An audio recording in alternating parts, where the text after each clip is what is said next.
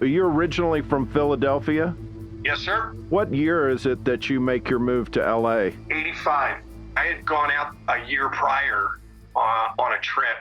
A friend of mine, Johnny D, who plays with Doro and Britny Fox. Of course, yeah. He had been out there, and he came back to Philadelphia, where you have to keep in mind, back in Philadelphia, New Jersey, Delaware, New York, most of the places where you could play weren't interested in bands that were trying to do originals. They wanted covers. So what we would do is we would play these shows and we would do mainly covers and throw an original in here and there. But Johnny went out to LA, like I think in 84 on a vacation. And he came back and he's like, dude, it's crazy. Like every club, it's like an original, like there's a million places out there to play original music. And there's dudes walking around with palm tree hair, and the girls are like walking around on Sunset Boulevard in lingerie and palm tree hair. And I'm like, okay, well, I'm going to go check it out. And I did. And I was like, holy shit, he's right. When I moved out there, now it's kind of a ghost town, but back then you had Gazzari's, you had the Roxy, the Whiskey, Coconut Teaser, Stardust had closed already. But you had the Troubadour, Madame Wong's, Country Club, FM Station. Like there was just a ton of places to play. There was another place in San Pedro, places in Long Beach, Orange County. I mean, you could literally do a swing and play 20 or 30 places and then start over again. So I was like, okay, this is where we need to be. And if you remember, I think Ratt had just gotten signed. Motley was kicking ass. Van Halen was kicking ass. And there was just a rash of bands that were coming out of LA.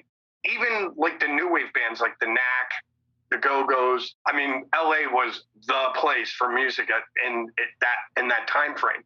So I made the move. Do you remember like Poison coming up at that point, or are there any bands that stood out to you at that time when you first arrived that had an impression on you? Yeah, there was a few. Like I wasn't real aware of Poison until I moved there. But Poison was kicking ass. Shark Island was kind of a happening band at the time. Which had your drummer, Walt. Yeah. Yes. And then Richard Black, I believe, he was in that band with, God, what are they called? Oh, Contraband? Thank you. Yes, that's an old man brain fart. Yeah, but Richard did Contraband. He was doing Shark Island. Racer X was huge. Guns N' Roses was really starting to make some noise. LA Guns, Faster Pussycat. All those guys were still just kind of doing the club thing. Hurricane, Stryper, Great White had been really popular. And I guess they went on tour and then they took a little bit of a dip in popularity. And then they were back out and they were just starting to write music for what became Once Bitten, Twice Shy. Right. So they were working all that new material up. So when I got out there, like it was crazy. You'd go on Sunset Boulevard to give out tickets or flyers, and it wasn't unusual to run into Brett and Ricky or any of the guys from Poison. I'd run into all the guys in Guns N' Roses on multiple occasions.